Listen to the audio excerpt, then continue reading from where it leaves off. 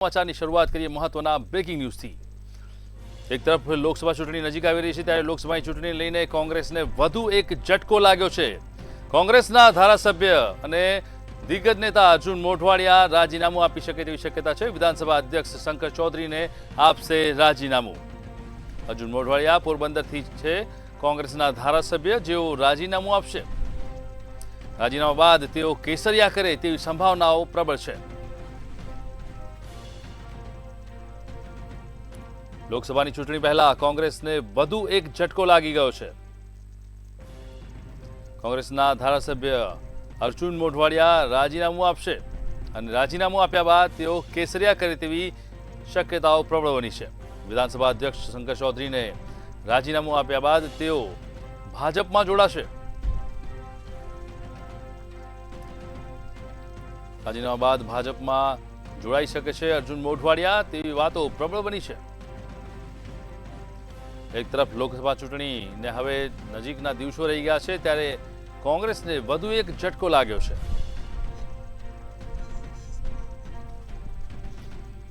તો આજ મુદ્દે અમારી સાથે જોડાયા છે અમારા સંવાદદાતા સરફરાઝ નાગોરી। સરફરાઝ, જણાવો કે જે રીતે કોંગ્રેસને વધુ એક ઝટકો, લોકસભા ચૂંટણી નજીક છે ત્યારે એક પછી એક ઝટકાના કારણે કોંગ્રેસની જે પાંખ છે તે ક્યાંક ને ક્યાંક વિખરતી દેખાઈ રહી છે। શું છે સમગ્ર માહિતી? નિશ્ચિતપણે વિશાલ, આપને જણાવી દઉં કે એક શબ્દમાં જો કહેવું હોય, એક સ્ટેટમેન્ટમાં જો કહેવું હોય તો તૂટતી કોંગ્રેસ અને મજબૂત થતું કમળ, આ સ્થિતિ આજે આખા દેશમાં જોવા મળી રહી છે। કોંગ્રેસના દિગ્ગજ નેતાઓ કોંગ્રેસનો સાથ છોડીને કમળનું દામન થામી રહ્યા છે। અનેક આપણે અગાઉ પણ જોયું છે કે અનેક પૂર્વ સીએમ કક્ષાના વ્યક્તિઓ પણ કોંગ્રેસ છોડીને બીજેપીનું સાથ પકડી ચૂક્યા છે, બીજેપીના કમળને પોતાના હાથમાં થામી ચૂક્યા છે। એ જ રીતે ગુજરાત કોંગ્રેસના એક કદ્દાવર નેતા અર્જુન મોઢવાડિયા, જે થોડા સમય પહેલાં જ એમના નામની ચર્ચા ચાલતી હતી કે તેઓ રામ મંદિરને લઈને કોંગ્રેસે જે સ્ટેટમેન્ટ આપેલું છે તેનાથી તેઓ નિરાશ છે, નારાજ છે અને તેઓ પક્ષ પલટો કરી શકે છે, તેઓ ભાજપમાં જઈ શકે છે। એ વાત હવે હકીકત સાબિત થઈ રહી છે। વિશ્વસનીય સૂત્રો પાસેથી મળતી માહિતી મુજબ આજે 4:30 વાગ્યા આસપાસ તેઓ ભાજપની અંદર જોડાશે અને તેવી સંપૂર્ણ માહિતી છે કે તેઓ કેસરી ખેસ ધારણ કરી હવે કોંગ્રેસના હાથને કાયમી માટે બાય બાય કહી દેશે। વિશાલ, સરફરાઝ, જે રીતે અત્યારે હાલમાં લોકસભા ચૂંટણીને હવે કાઉન્ટડાઉન શરૂ થઈ ગયું છે, લોકસભા ચૂંટણી આવી રહી છે ત્યારે જે આ તોડજોડની નીતિ શરૂ થઈ છે તેને લઈને ક્યાંક ને ક્યાંક વિરોધ પક્ષો આરોપ અને પ્રત્યારોપ કરી રહ્યા છે। શું કહેશો તે વિશે? અને જે રીતે દિગ્ગજ નેતાઓ જે વર્ષોથી કમળની કોંગ્રેસની સાથે હતા તેઓ હવે પંજો નબળો થતા કમળનો હાથ થામી રહ્યા છે, તેના કારણે કેટલી વિપરીત અસરો થાય અને કોંગ્રેસને કેવા પરિણામો ભોગવવા પડે તેવી સ્થિતિ છે? વિશાલ, જ્યારે પણ ચૂંટણી આવતી હોય છે ત્યારે પક્ષ પલટાની મોસમ ખીલી ઉઠતી હોય છે। એક પક્ષમાંથી બીજા પક્ષમાં, બીજા પક્ષમાંથી ફરી પાછા જૂના પક્ષમાં આવન જાવન ચાલતું રહેતું હોય છે નેતાઓનું।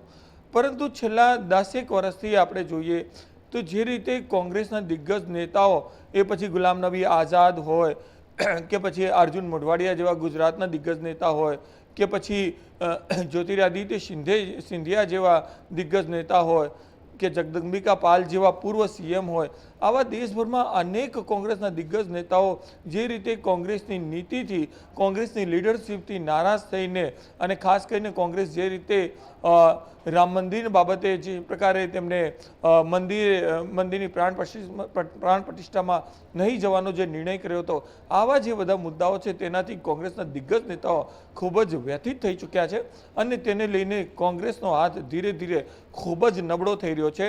અને એ જે નબળો થતો હાથ છે એ અલ્ટિમેટલી સીધું ભાજપના કમળને થામે છે અને તેના લીધે જ કોંગ્રેસની આજે ખૂબ જ કપરી પરિસ્થિતિ આવી ગઈ છે। કોંગ્રેસ અત્યારે આઈસીયુની મોડમાં છે।